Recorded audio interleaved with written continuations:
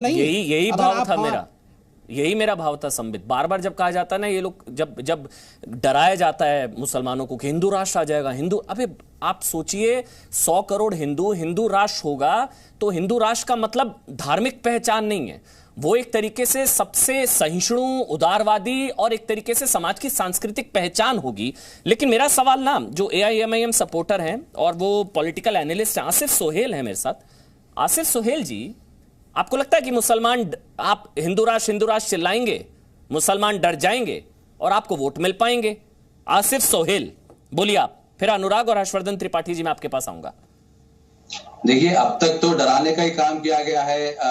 Bharatiya Janata party हो या RSS हो, मुसलमान को डराकर एक डायलेमा में रखकर जो हिंदुस्तान को चलाया गया है, जिसमें मॉब लिंचिंग भी कह सकते हैं, या कई प्रकार के मंदिर का मुद्दा लेकर आए थे। आज बीजेपी के पास कोई मुद्दा नहीं है, ये सारे मुद्दे बीजेपी की तरफ से आ रहे हैं, ना बल्कि किसी और की तरफ से। हिंदुस्तान का मुसलमान भी नहीं डरेगा, ना हिंदुस्तान का हिंदू डरेगा। सब मिलके इस भारत के लिए काम करेंगे, भारत की तरक्की के लिए आगे रहेंगे। हम किसी को दूसरी नजर से नहीं देखते। आप लोग हमें जो है दूसरी नजर से देखते हैं, पर हम दूसरी नजर के शहरी नहीं है। हम इक्वली यहाँ पर बराबर है। हमारा भी हक इस मुल्क में, हमारे पूर्वजों ने इस जमीन पे अपना खून दिया है, इसकी आजादी के लिए लड़े हैं। और आपने, किसी ने कहा, अभी संबित पात्रा जी ने कहा है कि पाकिस्तान की कोई नहीं गाता, हम भी उनके खिलाफ है। और जो अफगानिस्तान का तालिबान का शरिया, उसे भी हम नहीं मानते। हम इस्लाम और शरिया को मानते हैं। इस्लाम के बारे में आप कुरान पढ़े और हदीस पढ़े तो इस्लाम पता चलेगा, ना बल्कि किसी का बताया हुआ शरिया या कोई मुल्क फॉलो करने का एक गलत तरीके से आप प्रोपेगेंडा कर रहे हैं आप लोग। अगर मैं गलत नहीं हूं, तालिबान तो एक्चुअल जो सबसे रिफाइंड शरिया उसको फॉलो कर रहा है, तो आप लोग उसके विरोध में हैं। तालिबान इस्लाम विरोधी कह रहे हैं आप? नहीं, हमारे प्रधानमंत्री खुद जो सो बाजू मुल्क में जाके बिरयानी खाते हैं, ठीक है। जो मुल्क हमारे जवानों को मारता है, उनके पास जाके चाय पीते हैं। एक मिनट टॉपिक पे रहते हैं, मेरी बात सुनिए। आसिफ सोहेल, हिंदू राष्ट्र चिल्लाएंगे, मुसलमान डर जाएंगे, आपको वोट मिल जाएंगे? ये है मेरा सवाल। ये मुल्क भारत और हिंदुस्तान कहलाता था और कहलाएगा। इस जगह पे कोई, मैं बोल रहा हूं ना, हिंदुस्तान की सोच नहीं है। हमें हिंदुओं से मोहब्बत है, हम हिंदुओं के साथ है, उनके साथ रहेंगे। हमारे हिंदुत्व के खिलाफ हम रहेंगे और आगे भी रहेंगे। ये मुल्क को बांटने नहीं देंगे। विभाजन जो सो हिंदुत्व के नाम पे करने की कोशिश की जा रही है, उसको हम होने नहीं देंगे। मुझे नहीं पता था आप ओवैसी विरोधी हैं, मेरे को बताया गया था आप ओवैसी समर्थक हैं। आप हिंदुओं के साथ है, मतलब 15 मिनट में हिंदुओं को मार देने, वो आप उनके खिलाफ हैं। आप ऐसे लोगों के खिलाफ हैं, लोग कट्टर सांप्रदायिक लोग हैं। ओवैसी साहब ने कभी भी हिंदुओं के खिलाफ नहीं कहा। नहीं कहा ना, 15 मिनट पुलिस हटा दो, हिंदुओं का क्या हाल होगा? वो सब उनके छोटे भाई ने कहा था।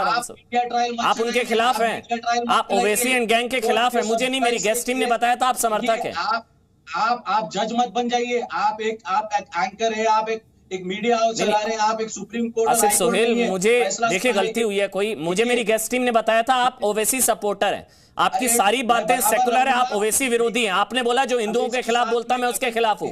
उन्होंने बोला 15 मिनट पुलिस हटा दो, हिंदुओं का क्या हाल होगा? 15 करोड़ वर्सेस 100 करोड़। अब वो कह रहे हैं कि हिंदू राष्ट्र बन जाएगा, हिंदुओं से डरो। तो आप किसके साथ हैं? आप ओवैसी विरोधी हैं? आप कुछ भी लो, आप बोल लो ना, आप लोग विरोधी हो। आप लोग मुसलमान के विरोधी हो, आज मुल्क के विरोधी हो, आप हिंदुस्तान के विरोधी हो। आप मुझे नहीं बोल सकते ना, आप खुद विरोधी हो। दूसरों को क्यों ब्लेम कर रहे हो आप?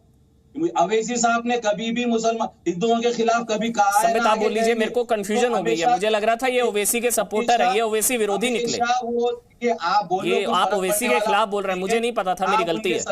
मेरी गेस्ट टीम ने मुझे बताया था आप ओवैसी सपोर्टर है। आप बोल दो ना, आपका होमवर्क आप बराबर करके बैठना। हाँ, मेरे से गलती हुई है। आप ओवैसी विरोधी हैं, आप ओवैसी के खिलाफ इतना जहर उगल रहे हैं, इतनी सेकुलर बातें कर रहे हैं कम्युनल ओवैसी के खिलाफ। मुझे अच्छी बात है, आपकी घर वापसी हो रही है। चलिए कोई नहीं, संबित आप बोल लीजिए, फिर मैं हर्षवर्धन त्रिपाठी आ रहा हूँ। संबित आप जवाब दे दीजिए, फिर हर्षवर्धन त्रिपाठी जी मैं आपके पास आ रहा हूँ। संबित बोलिए, आप बोल सकते हो। जी संबित। धन्यवाद। देखिए अमन भाई ये कह रहे हैं कि हम इनको डरा रहे हैं और ओवैसी जी ने कुछ नहीं कहा है आज तक हिंदुओं के खिलाफ। आपने तो एक उदाहरण दिया अकबरुद्दीन ओवैसी का, जब 15 मिनट पुलिस हटा दो फिर ये क्या करेंगे हमारे ऊपर, वो तो पूरे विश्व के सामने वो डायलॉग तो है ही। दूसरी बात, ओवैसी जी के उस प्रसंग को चलाइए। ओवैसी जी ने अपने एक भाषण में राम मंदिर के लिए भाषण देते हुए उन्होंने क्या कहा था, ये राम की माँ ने जाके राम को कहाँ कहाँ जना था, आप सोचिए, भगवान राम की मां के लिए जिस प्रकार के शब्दों का प्रयोग ओवैसी जी ने अपने भाषण में किया था, उन शब्दों का प्रयोग तक मैं यहां नहीं कर सकता। और ये हिंदू राष्ट्र, और यहां पर देखिए यही ओवैसी जिसने, नहीं, हिंदू राष्ट्र काहे का हिंदू राष्ट्र मेरे साहब, ये तो हिंदू, आपने बिल्कुल सही कहा है, हिंदू शब्द इस्तेमाल करने में आधे हम ही लोगों को शर्म आने लगी है। इस देश का विडंबना है कि हिंदुओं को भी हिंदू शब्द इस्तेमाल करने में शर्म आती है। तो हिंदू राष्ट्र कैसे बन जाएगा अगर हम स्वाभिमानी ही नहीं बनेंगे, हमें अपने कल्चर के ऊपर, संस्कार के ऊपर, संस्कृति के ऊपर गर्व ही नहीं होगा। गौ माता की रक्षा करनी है, ये बोलने में हमारे जीभ कांपने लगते हैं, हमें लगने लगता है कि हम रिग्रेसिव कहलाएंगे, तो कैसे हिंदू राष्ट्र हो जाएगा। ये ओवैसी जैसे लोग ही जिन्ना वाली राजनीति पुनः करते रहेंगे। अभी उनके प्रवक्ता बोल रहे थे कि हिंदुत्व के नाम पर विभाजन इस देश का हम नहीं होने देंगे। कभी हिंदुत्व के नाम पे विभाजन हुआ है पूरे विश्व में आज तक? कभी हुआ है? विभाजन जहां भी हुआ है इस्लाम के नाम पे ही हुआ है। जिन्ना ने किसके नाम पे विभाजन किया था कि मुसलमान डरा हुआ है, मुसलमान को एक नया कौम चाहिए, मुसलमान को नया कौम दिया गया। विभाजन कभी भी हिंदुइज्म के नाम पे नहीं होता है, वो सबको लेकर चलता है। और मेरे भाई जो AIMIM से आए हैं उन्होंने कहा आप हदीस पढ़िए, आप कुरान पढ़िए तो आप असली इस्लाम को जानेंगे। मैं उन्हें निमंत्रित करता हूं, आप महाभारत पढ़िए, आप गीता पढ़िए, आप रामायण पढ़िए, आप वेदों को पढ़िए।